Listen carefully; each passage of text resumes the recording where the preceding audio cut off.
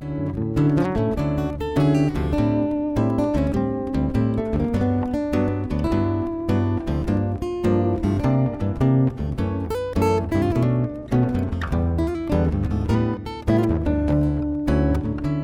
name is Wendell Barnhill, and I was raised in Loxley, and I'd like to share a story with you that my mother shared with me in 1985, a short time before she passed.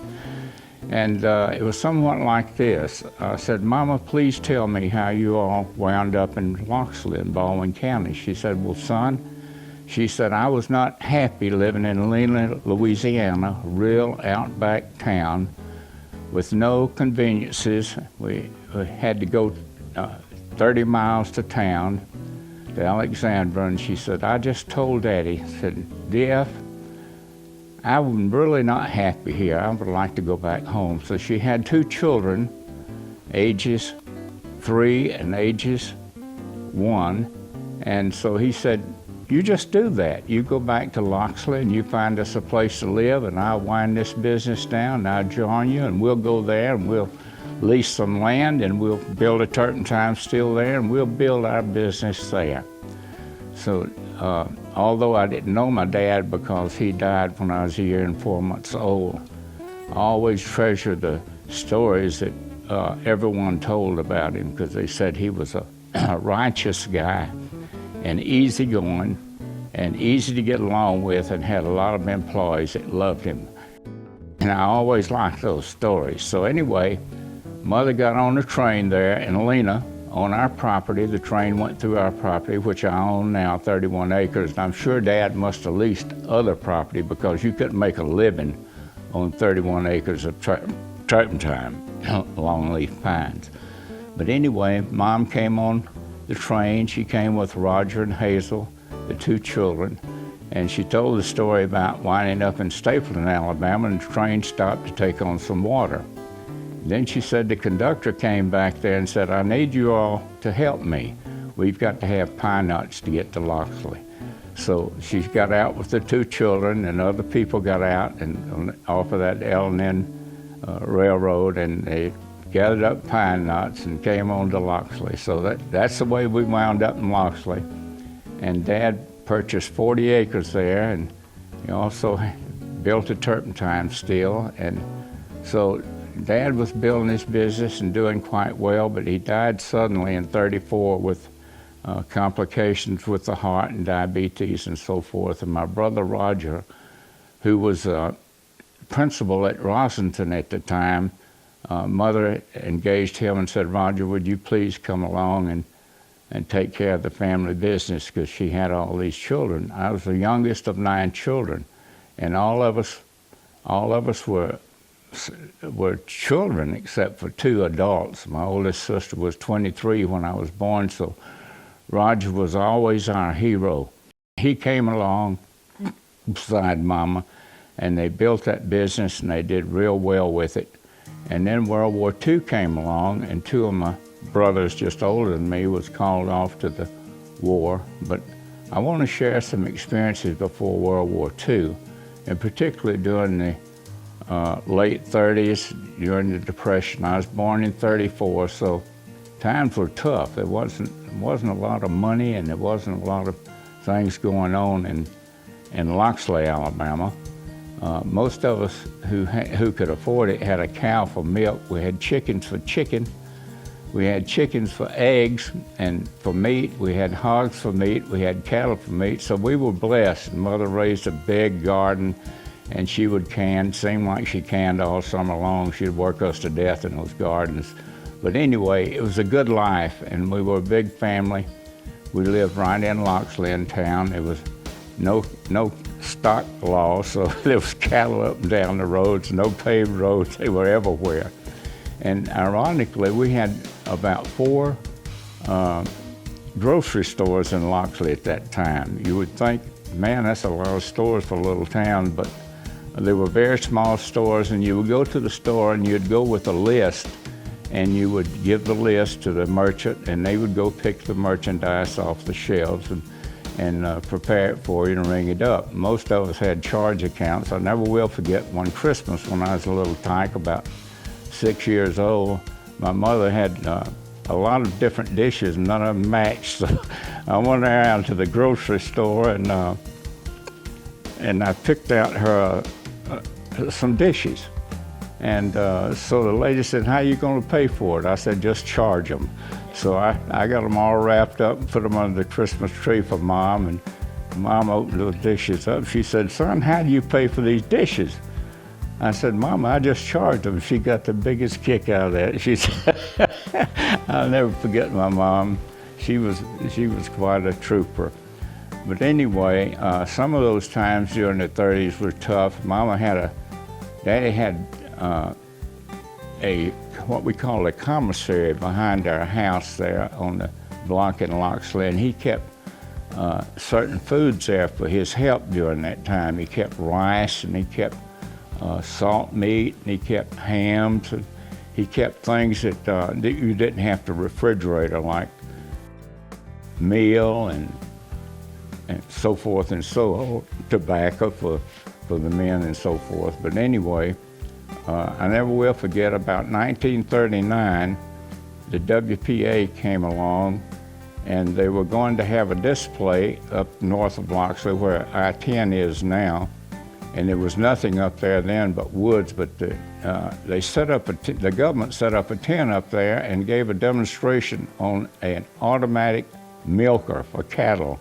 And of course, everybody was milking the cattle in by hand and up into the 40s. But I never will forget, Mama loaded us all up in a pickup truck. We went up there and she said, "Boys, I don't think we could ever have one of those. I think those cows would bleed in the milk." But that's another story. Now they do it all digitally, and you don't have to touch a cow. They clean the cows and everything. So I was raised on a farm there in Loxley. So when the turpentine business began to go down in the 50s, my brothers turned to farming, and they were very successful farmers. Roger and Charles, they were farming, and then of course Maston came back from World War II, and David came back from World War II, and those were interesting years. I never will forget, we'd have blackout periods at night where we would have mock air raids, and we were all sort of paranoid about World War II. We were concerned about the Germans invading us at Gulf Shores. We were concerned about the Japanese invading us from the Pacific, and because there was a number of ships that was blown up.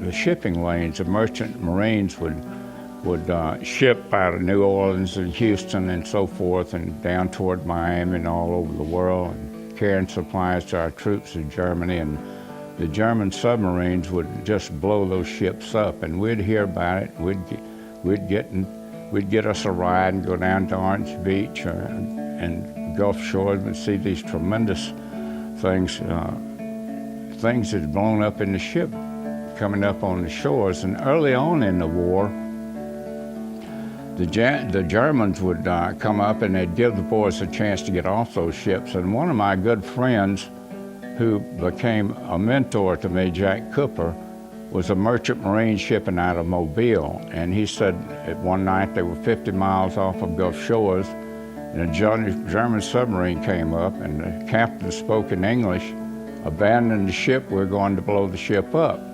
But during later in the war, they didn't give them an opportunity to abandon the ship. They blew them up. So another thing that I remember vividly about World War II is my mother going to the post office every morning with those two boys in the war effort. And if she didn't get a letter, she came back with tears in her eyes. And there were so many of our boys in Baldwin County that went to World War II and never came back. So it was a time in church every Sunday. There was special prayer for those boys. And fortunately, both of my brothers made it through the war, and they came back, and they were successful farmers and successful businessmen and so forth. Then I moved on to going to school in Loxley during the early 40s. We were able to walk to school. That was a good thing. We could walk home for our meals, and Mother always had 3 good meals a day for us. We worked on the farm and went to school there, and we went to high school of course, in Robertsdale. So all of my brothers went to junior high school in Loxley, and of course my two older brothers and sisters, they went to normal school in Daphne, which is the Nicholson Center now, and they both got education there in education. So they both, my oldest sister Hazel, she spent 40 years in the Baldwin County school system, and my brother Roger, of course, his occupation in teaching came short. When Daddy passed, he came home to run the business, and we'll always be grateful to him for that. And so we move on now through Loxley and raising up on the farm there. We had quite a farm, and the Cordys and Bertolas and the Legris and the Grimes, they had shipping sheds in Loxley, and they would hire hundreds of people during the summer. The Cordys and Bertolas and my family were both raisers and shippers of corn, soybeans, Irish potatoes, sweet potatoes, cucumbers, whatever it took that they could market on the northern markets. And I was told at one time that the Cordys would ship 100 carloads of Irish potatoes out of Baldwin County a day. And that's quite an accomplishment. Those guys, the Italian families came here, the Cordys, the Bertolas, the Legris, and the Flippis, and whoever, they all came here, and they were good farmers. They worked really hard, and they set a good example for people. And we always admired them and respected them for their ability to run the businesses, and they did a great job and provided a great opportunity for many people to work during the summer. And then during the war years, I worked on the shed. I never will forget Mr. Teal Cordy. I was out playing under a tree one morning, about 9 years old, and Mother was sweeping the porch. We were raised one block from those shipping sheds, and he came along and he said, "Miss Barnhill, can I hire your son to go to work?" She said, "Put him to work, put that boy to work." So he put me up on, he had the first machine that would wash potatoes in Baldwin County, and it was built out of plywood. And he put me on top of that machine because it was clogging up, and so my job was to keep the potatoes rolling and keep them going through there. So I worked for a week, and I was anxious to get that check. I never will forget. I think I made $13. And also, we were working at that time. We had a prison camp north of Loxley, and we was always concerned about the prisoners breaking away, but I never heard of any of them breaking out and going. And Mother, during the time of World War II, she rented, the housing was very, very limited in Loxley, Alabama, and Baldwin County as a whole, because people came from Escambia County, Connecticut County, Wilcox County. They came everywhere here to work in the war effort. And in Mobile, you could go over where the bridge is now. You could go up to what we call Bridgeport then, which is Spanish Fort now, on that hill, and just look across Mobile Bay, and it was just solid welding effort at night. They was turning out ships over there, warships, just constantly, merchant marine ships and so forth for cargo. And so our transportation back then was mostly by the Greyhound bus and by the train. So when you need to leave town to go anywhere out of town for any distance, we went train or we went with the Greyhound bus. And even after the war effort, that was pretty much it, because cars were not available during World War II. All that switched over to the war effort, and the Fords and General Motors and all that, they were building tanks and airplanes and everything else for the war effort. So my brother came home from college in 1940 from Auburn. By the way, we got 33 and 3 to 4 generations in my family that graduated from Auburn, and we have about 15 or 16 that graduated from Bama. Needless to say, we have a lot of fun during football season. We all love each other and kid each other about it. We look forward to it every year. So that's our story. My brother David started that in 1937. He went to Auburn and worked his way through there. And he was an encouragement to all of us that wanted to go ahead, and all of us that did. All of us got a college education, but the two boys that didn't, they went to Auburn right after World War II, and housing was critical. There was nothing available to rent to speak of. And they found an old basement to rent in. They said, we're not going to live in a basement. We're coming home and farm. Well, it was a good decision for them because they did really well. They accumulated properties, and they raised successful families and raised their families in the Christian atmosphere and did a great job with their families. Those two boys, I'm really proud of all my family because they all worked hard and did well. This is my lovely wife, Charlotte. We've been married 66 years. We met the very first time in the first day of the 11th grade. I was sitting somewhat at a distance behind her, and I looked up and she looked back and smiled, and boy, that smile turned me on. I took off up there, and there was an empty chair behind her, and I knew I had to take math and it was going to be tough. So I asked her, Charlotte, how do you do in math? She said, I make A's. So I said, would you help me with my math? She said, I will indeed. Boy, I knew I was on there. So I asked her for a date. We had our first date 2 weeks from then. I asked her for the second date, and her mother wouldn't let me go, and I was just about devastated because I was in love with that girl already. But she's been a wonderful wife and wonderful mother and a helpmate all these years. She stuck by me through thick and thin, through many businesses, some up, some down. Thank God for my wife, Charlotte. She's been such a blessing to me and my family. Well, he's been a wonderful husband, and it's been worth sticking with him through thick and thin. We've had it ups and downs, but many a good year.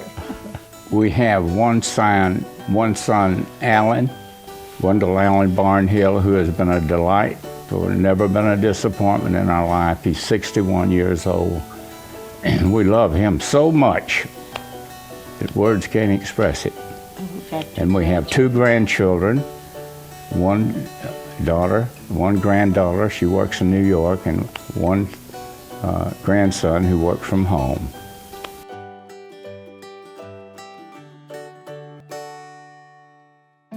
I'd like to reminisce about World War II again. It was a particular time in my life because I had 2 brothers that was involved in that war effort. One fighting the Japanese and one in Europe. He was a foot soldier. And my other brother was intelligence in the Aleutian Islands in regard to fighting the Japanese. He was an interpreter, and he would identify targets, and he would send the planes out to bomb certain targets. But anyway, getting back to Loxley during World War II, everything was rationed. Meat was rationed, sugar was rationed, candy was rationed, just about everything was rationed, and we had coupons published by the government that would allow us to get a certain amount of sugar, or a certain amount of this, a certain amount of that. So we had to be really particular and ration the things that we had. And then in regard to the Japanese and the Germans, my friends don't quite, my younger friends don't quite understand why the Germans were called Krauts and the Japanese were called Japs. But I tell you, our boys were over there fighting for their lives and fighting for our lives because we wasn't sure that we wasn't going to be taken out in that war. And so there wasn't a lot of friendship developed between us. And one day in about 1941, we had a big old Gruen, I think it's a Gruen radio, and I came in the room and this fellow was just ranting on there and ranting on there in a different language. And I asked my brother Ben, who I was very close to, he was 5 years older than me. I said, Ben, what in the world is that? He said, that's old Hitler. He thinks he's going to conquer the world. Well, Old Hitler thought he was going to conquer the world, but it didn't happen. Our boys sacrificed and kept us from being under that dominion. But anyway, and so during World War II, you could not go out anywhere in Baldwin County 24 hours a day without hearing planes dogfighting. They came from Barnhill, they came from Mainside and Pensacola, and my brother-in-law, Wade Ropp, was a fighter pilot trainer at that time, and he was training out of Barnhill, and he was training these. And we often had, these boys would run into each other, and you'd see them jump out of parachutes, and unfortunately a number of them got killed.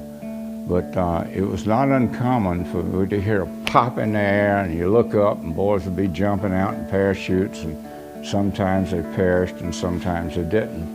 But one particular instance I remember, we was up on the farm one day and I heard a pop in the collision, and I look up and there's one man coming down in a parachute, and so we go and we get him and we bring him home before the Navy gets there, and he's all concerned about his student that he was training, because he didn't know whether he made it or not. And the student, unfortunately, he never could get his parachute open. So my brother Ben and I was looking for him out in a cornfield out there, and my brother Ben found him first. And he said, "Wendell, you don't need to go see that." And I said, "Tell me about it." He said, "Well, this man had he had his coat on over his chute where he was going to pull the string, and he couldn't reach it, and he just clawed that leather jacket. It was a real cold day. And so anyway, that's memories that stick in my mind about World War II. And then we had a sergeant that lived at our house during that time. Mother rented the top of our house out because our boys were gone off to the war. And so anyway, we had a first sergeant there that was really in charge of the prison camp north of Loxley. And he said that we had better food for our German prisoners there than people could buy over the counter in Loxley, Alabama. He said they had steaks every week, and they treated them and really well, and we didn't have a situation like my nephew, not my nephew, but my first cousin, who was in a German prison camp in Germany, who gave his wedding ring for one little piece of toast one day to a German soldier, and he came home almost starved to death. He was a strong, strapping man, and he was captured in North Africa. He was an Auburn graduate, and he was also a tank commander, but he was captured there and was in the prison camp for the duration of the war. And I couldn't believe, I hardly knew who he was when he came home. He was so thin. I think he weighed 80 pounds. He probably went to war weighing 225 or whatever. But anyway, World War II was a time to remember, and I wish today that we had the respect for those boys that spent their time and efforts to protect us in that war effort. Unfortunately, a lot of people don't understand that. And Mr. Jimmy Grimes was a character in Loxley. Mr. Jimmy Grimes, I was a little old boy running around there during World War II, barefooted, pair of overalls on. I walked into his office one day and I said, "Mr. Jimmy, what is that on your desk?" He said, "Son, that's a Jap ear." I said, "What in the world are you doing with a Jap ear, Mr. Jimmy?" He said, "Well," he said, "I told one of my friends in the Marines, when you get over there, you send me a Jap ear." And that was a Jap ear pickled and right there on it. So I'll move on. That's enough of World War II. I'll tell you about my grammar school years in Loxley. It was a wonderful time to grow up in Loxley because, you know, we didn't know what crime was, except we did have people stealing the chickens and they would steal tires. I never will forget my mama one night during the moonlight night. She saw some boys out there stealing their chickens. They were hungry. Mama rolled that window up and she said, we didn't have air conditioning or fans or anything back there. Mama said, "Son, get out of my chicken yard out there. Leave my chickens alone." And one night we had a guy came up there and trying to steal the tires off the school bus that my brother drove, and she ran them off too. So she was something else about that, but she controlled that situation around there real well. Then we had a neighbor that owned a hotel 1 block from our house. We all had cows, and we had an old cow named Belle. And Miss Stapleton, she'd go off and buy her some feed for old Belle, and she'd put it in a Plymouth pickup, and she'd leave it back of the car. It wasn't a pickup, it was Plymouth car. And old Belle would go around and they'd jerk that stuff out. She'd pull it out, and boy, after a while you'd hear a pistol go off. Miss Stapleton would shoot that pistol up there and run old Belle off. Anyway, Miss Stapleton was visiting our house one night. Back then, these ladies would visit each other. We didn't have TVs, we had a radio. And their entertainment then in the summertime was come shell peas and help each other. And so anyway, I was in the living room. Mrs. Stapleton came down, she ran the hotel. And we had an old dog named Nellie that would suck eggs. And so, you know, Nellie, like everybody else's dog, they just ran free all over the neighborhood. She was a wonderful hunting dog. But anyway, we were sitting in the living room one night, and we had a crisis that happened. So the next night, Mrs. Stapleton and her daughter Cherie, little daughter 5 years old, was visiting us. And Mama said, I had the strangest thing to happen to me last night. Said, my old dog Nellie, I heard her fall out on the porch. Somebody had poisoned her. And I never will forget Mama. She said, get me a dozen eggs immediately. And she took those dozen eggs and she forced them down on Nellie's neck and down her throat and saved her. But anyway, what happened when Mother shared that story, Mrs. Stapleton's little daughter Cherie, she looked around at her mama and she said, Mama, didn't you say that was Miss Barnhill's bird dog that you poisoned last night? I'll never forget that story, and I love to share it. And then I'm going to tell you about my school years in Loxley. Again, we could go home for lunch and so forth and so on. I had some wonderful teachers. And back then, mamas and daddies didn't take you to school. My brother Ben took me to school, and he walked in the front door, and he said, Wendell, you go right down there to the end of that hall and walk in that last door, and Miss Lillian Smith is your teacher. She's a real sweet lady. And she was, and she became a customer of mine when I had the pharmacy in Loxley many years later. And she and her husband were some of the sweetest and kindest people I ever knew. And then I had a teacher named Mrs. Vincent Taylor. And I was a cut-up in school, and I loved to have fun. So one day she was absent from the schoolroom for a few minutes, and my friend Wayne Garrett and I decided we'd put on a show. So they had cloakrooms back then with one end of the room, and it had a door on each side, and that's where you would hang your clothes and put your food when you came to school each day. And so anyway, we decided we'd do a can-can dance. So he came out one side doing the can-can dance, and I came out the other side doing the can-can dance. And Miss Taylor caught us in that act. And she told me, she said, Wendell, you go outside and you get me a switch. And so I went out and I got her a little switch about that long. I bought her in. I thought that was funny. She didn't think that was funny. She said, you go out and get me a bigger switch. So I went out and I got the one that must have been 10 feet long. I got the biggest bush I could get and bring it in there. Had this class laughing, but it wasn't funny to her. So she got a yardstick and she said, you go out there and get me 6 switches like this yardstick, and you bring them into me, and I'm gonna wear every one of them out on you if you misbehave one more time. So, needless to say, she got my attention, and I was a model student from then on. And she turned out to be a wonderful customer of mine in the pharmacy business there, and her brother Durwood taught me typing at Robertsdale and also taught me accounting in high school. So anyway, that was my grammar school years, and I played sports in grammar school, baseball, softball, basketball. Went on to Robertsdale, same thing there. Loved baseball, played in the band, started in the band when I was about 6th grade and played in that band till graduation time almost. But anyway, the years at Robertsdale was a real good time. And during that time, I was working on the farm during the summers, and I was trying to make a decision. I'd always liked pharmacy. I'd always liked our local pharmacy, and the sun didn't agree with me and my complexion too well. So one day my brother had me in a silo pit on the side of a hill, and needless to say, that silo, it wasn't very pleasant. There was flies, there were gnats, and there was odor.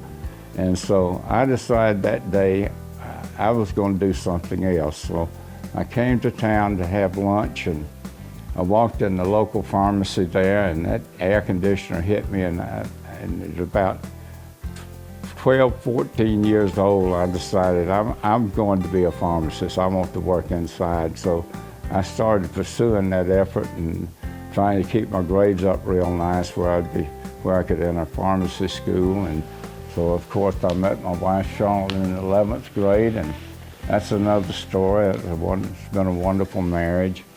And then I went off to pharmacy school. I wasn't too happy there for a little while. I decided I'd go to a smaller school on my brother's advice. I went to Mississippi Southern for 3 years, came back, Charlotte and I married, and so I was there 2 years. We were married, and she worked for the math department, the head of the math department, Dr. Parker, and she just did a wonderful job for them. And of course, then I graduated in 57 and came home in 58 rather.